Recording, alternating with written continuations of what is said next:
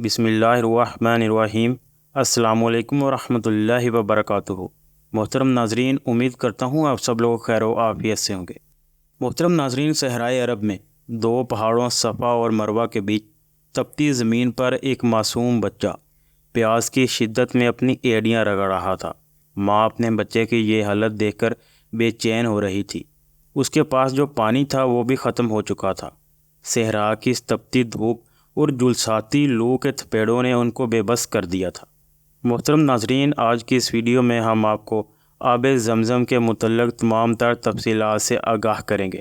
محترم ناظرین، بدقسمتی سے آب زمزم کا یہ چشمہ مسلسل جاری نہ رہ سکا اور چند بدبختوں کی بدعمالیوں کی وجہ سے یہ بند ہو گیا اور پھر سینکڑوں سالوں تک بند ہی رہا، حتیٰ کہ اس کا نام و نشان تک مٹ گیا اور لوگوں کے ذہنوں سے بھی اسے بھلا دیا گیا۔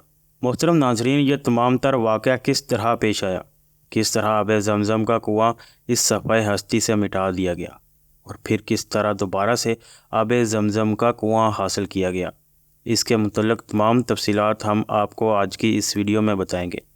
لہٰذا ویڈیو کا باقاعدہ آغاز کرنے سے پہلے آپ سے گزارش ہے کہ ہماری اس ویڈیو کو اینڈ تک مکمل ضرور دیکھیے گا، اور اگر یہ ویڈیو آپ کو اچھی لگے تو اس کو لائک ضرور کیجیے گا، اور اس طرح کی مزید معلوماتی ویڈیوز دیکھنے کے لیے ہمارے اس چینل کو سبسکرائب بھی کر لیجیے۔ محترم ناظرین، حضرت ابراہیم علیہ السلام کی عمر مبارک 86 برس ہو چکی تھی، لیکن اللہ تبارک و تعالیٰ نے آپ کو اولاد کی نعمت سے نہیں نوازا تھا۔ آپ نے اللہ تبارک و تعالیٰ کی بارگاہ میں کچھ اس طرح دعا کی کہ اے میرے رب، مجھے نیک اور صالح بیٹا عطا کر۔ یہ دعا اللہ تبارک و تعالیٰ کی بارگاہ میں قبول ہوئی۔ آپ کی دوسری بیوی حضرت بی بی ہاجرہ علیہ السلام کی طرف سے یہ خوشخبری سنا دی گئی۔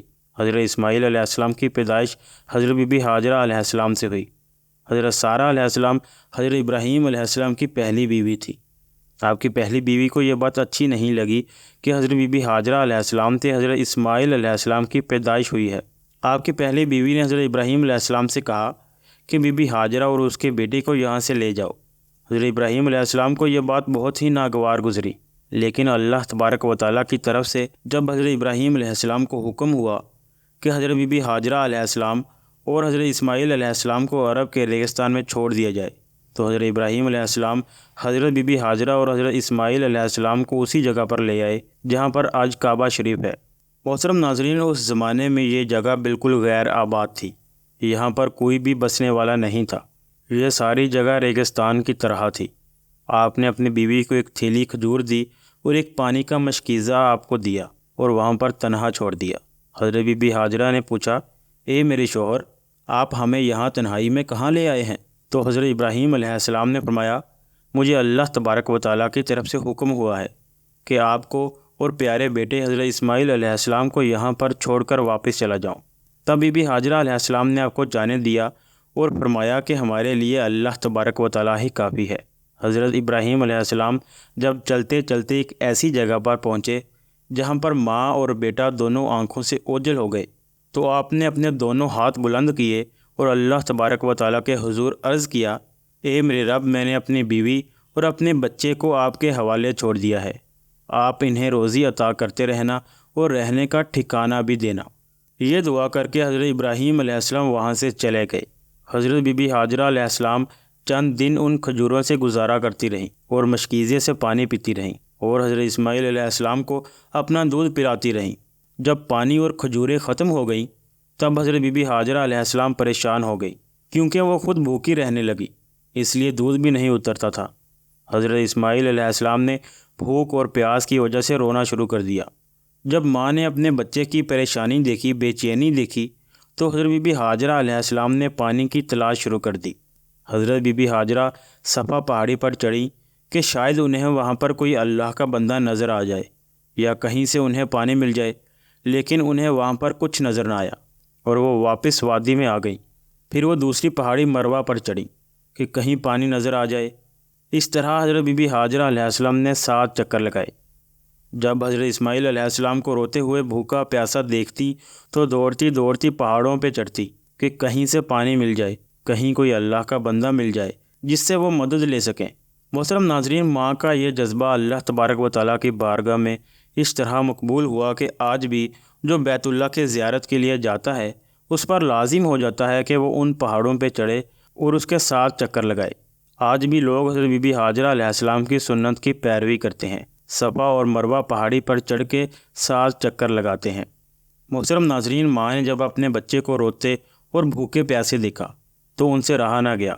وہ 7ویں مرتبہ بھی پہاڑوں پر چڑھی، لیکن انہیں کہیں پر بھی پانی یا کوئی انسان نظر نہیں آیا، تو وہ اسی طرح خالی ہاتھ واپس لوٹ آئیں۔ جب واپس آئیں تو کیا دیکھتی ہیں کہ حضرت اسماعیل علیہ السلام بھوکے پیاسے رو رہے ہیں اور زمین پر اپنی ایڑیاں رگڑ رہے ہیں۔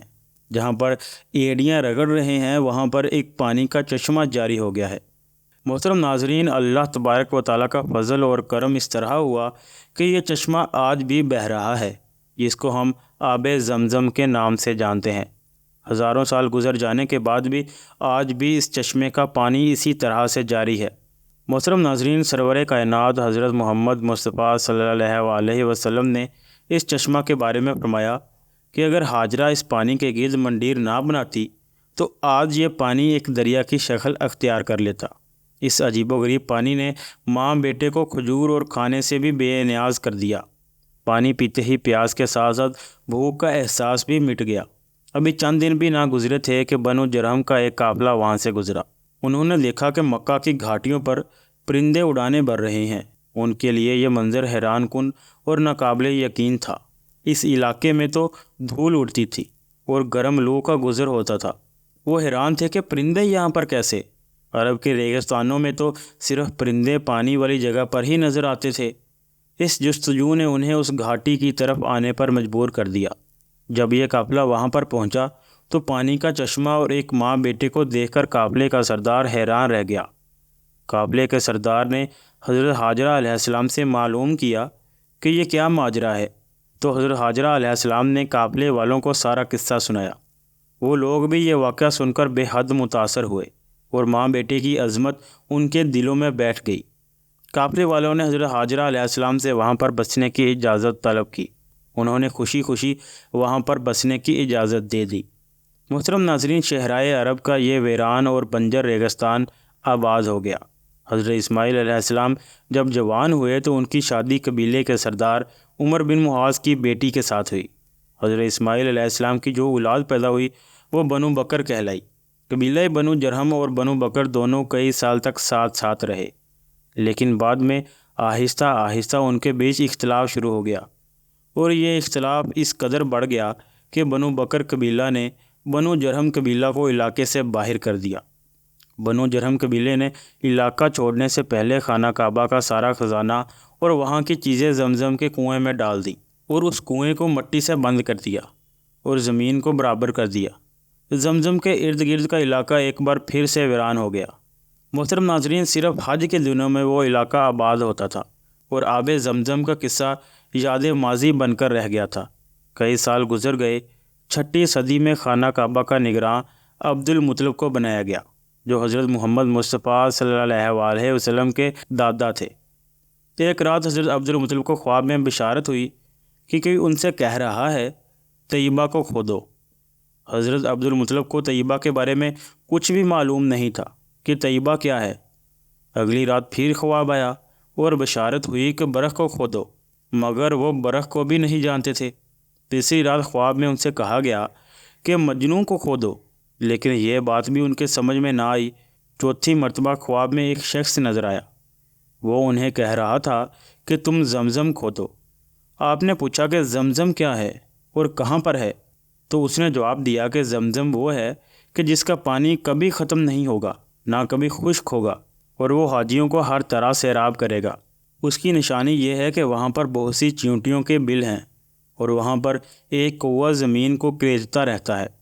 محترم ناظرین، اگلے دن صبح سویرے عبد المطلب اپنے بیٹے حارث کو ساتھ لے کر زمزم کی تلاش میں چل دیے، اور کچھ دیر ڈھونڈنے کے بعد ان کو وہ مل گیا جس کی تلاش میں وہ آئے تھے۔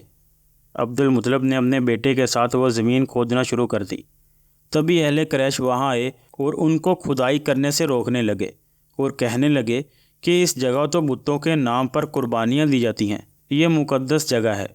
عبد المطلب نے یہ بات سن کر انسنی کر دی اور اپنی کھدائی جاری رکھی، مگر قریش نے باپ بیٹے کی کوئی مدد نہ کی۔ 3 دن کی محنت و مشقت کے بعد آخر گوہر مقصود ہاتھ آ ہی گیا۔ عبدالمطلب کھدائی کرتے اور حارث مٹی اٹھا کر باہر پھینکتا۔ آخر زمزم کا کنواں وہاں سے نکل آیا اور عبدالمطلب کے ہاتھ بے شمار خزانہ لگا جو بنو جرہم قبیلے نے زمزم کے کنویں میں دفن کیا تھا۔ اب قریش کی بھی آنکھیں کھل گئیں۔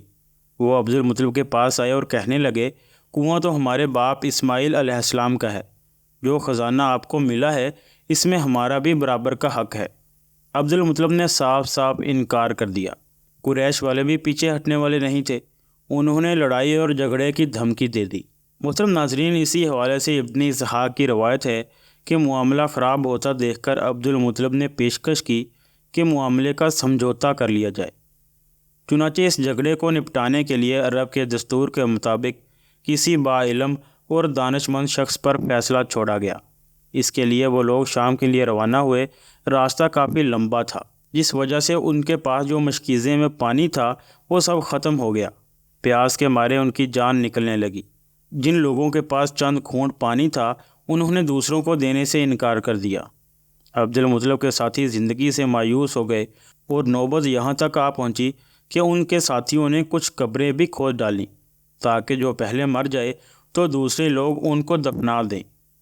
عبدالمطلب نے جب ان کی یہ حالت دیکھی تو مشورہ دیا کہ اس طرح بیٹھ کر موت کا انتظار کرنے کی بجائے سفر جاری رکھا جائے، شاید کوئی بستی نظر آ جائے۔ عبدالمطلب نے جیسے ہی اپنی اونٹنی کو سفر کے لیے کھڑا کیا تو اس کے نیچے سے شیریں اور عمدہ پانی کا چشمہ پھوٹ پڑا۔ اس کو دیکھ کر سب حیران رہ گئے اور خوش ہو کر عبدالمطلب نے زور سے نعرہ لگایا۔ سب نے پانی پیا اور پانی پینے کے بعد اپنے اپنے برتن بھر لیے۔ محترم ناظرین، یہ ماجرا دیکھ کر اہل قریش کے سردار نے عبدالمطلب سے کہا، اب ہمیں آگے جانے کی کوئی ضرورت نہیں ہے، کیونکہ اللہ تبارک و تعالیٰ نے تمہارے حق میں فیصلہ کر دیا ہے۔ اب ہم لوگ تم سے زمزم کے مسئلے پر نہیں جھگڑیں گے۔ جس ذات نے ویرانے میں تمہارے لیے پانی کا چشمہ جاری کیا ہے، بے شک اسی نے تمہیں زمزم عطا کیا ہے۔ اس زمزم کے کنویں کی عظمت تو دیکھیے جو حضرت اسماعیل علیہ السلام کے لیے نکالا گیا، اور اس کی وجہ ان کی والدہ حضرت ہاجرہ علیہ السلام بنی۔ اللہ تبارک و تعالیٰ کے حکم سے فرشتے نے یہ پانی جاری کیا۔ اس پانی کو تمام انبیاء کرام اور صالحین پیتے رہے۔ محترم ناظرین، ایک بار حضور نبی کریم صلی اللہ علیہ وسلم آب زمزم کے کنویں پر تشریف لائے۔ آپ صلی اللہ علیہ وسلم کے لیے پانی کا ایک ڈول نکالا گیا۔ آپ صلی اللہ علیہ وسلم نے کھڑے کھڑے اس میں سے کچھ پانی نوش فرمایا، پھر اس میں کلی کر دی اور ڈول کو کنویں میں انڈیل دیا۔ گویا یہ پانی حضرت محمد مصطفیٰ صلی اللہ علیہ وسلم کا جھوٹا ہے۔ حضور نبی کریم صلی اللہ علیہ وسلم نے فرمایا، آب زمزم ہر بیماری کے لیے شفا ہے۔ محترم ناظرین، آب زمزم کا یہ کنواں خانہ کعبہ کی جنوب مشرق میں تقریباً 21 میٹر کے فاصلے پر ایک تہہ خانے میں موجود ہے۔ اس کنویں کی گہرائی تقریباً 98 فیٹ ہے۔ محترم ناظرین، 1953 تک یہ پانی ڈول کے ذریعے نکالا جاتا تھا، مگر اب مسجد الحرام کے اندر اور باہر الگ الگ جگہوں پر آب زمزم کی سبیلیں لگا دی گئی ہیں۔ زمزم کا پانی مسجد نبوی میں بھی عام ملتا ہے اور پوری دنیا میں حج یا عمرہ کی غرض سے جانے والے لوگ وہاں سے آب زمزم اپنے گھروں کو لے کر جاتے ہیں اور وہاں پر لے جا کر لوگوں کو تبرک کے طور پر پیش کرتے ہیں۔ محترم ناظرین، حضور پاک صلی اللہ علیہ وسلم نے فرمایا، آب زمزم اسی مقصد کے لیے ہے جس مقصد کے لیے اسے پیا جائے۔ ابن ماجہ کی ایک اور حدیث میں آتا ہے کہ آب زمزم کو پیتے ہوئے جس بھی نیک کام کی نیت کی جائے، اللہ تبارک و تعالیٰ اس کی برکت سے وہ پوری فرماتا ہے۔ محترم ناظرین، آخر میں اللہ تبارک و تعالیٰ سے یہی دعا ہے کہ اللہ تبارک و تعالیٰ نے جس طرح ہمیں دنیا میں آب زمزم سے نوازا ہے، اسی طرح روز قیامت حوض کوثر پر بھی ہمیں حضور پاک صلی اللہ علیہ وسلم کے ہاتھوں سے آب کوثر پینا نصیب فرمائے۔ آمین ثم آمین۔ محترم ناظرین، یہ تھیں آب زمزم کے متعلق تمام تر تفصیلات۔ امید کرتا ہوں یہ ویڈیو آپ کو ضرور اچھی لگی ہوگی۔ اگر یہ ویڈیو اچھی لگی ہے تو اس ویڈیو کو لائک ضرور کیجیے اور اس طرح کی مزید ویڈیوز دیکھنے کے لیے ہمارے اس چینل کو سبسکرائب بھی کر لیجیے۔ آپ کو ہماری ویڈیوز کیسی لگتی ہیں اس کا اظہار کومنٹ باکس میں ضرور کیجیے گا۔ ملتے ہیں کسی اگلی ویڈیو میں، تب تک کے لیے اپنا اور اپنے پیاروں کا بہت سارا خیال رکھیے گا۔ اللہ حافظ۔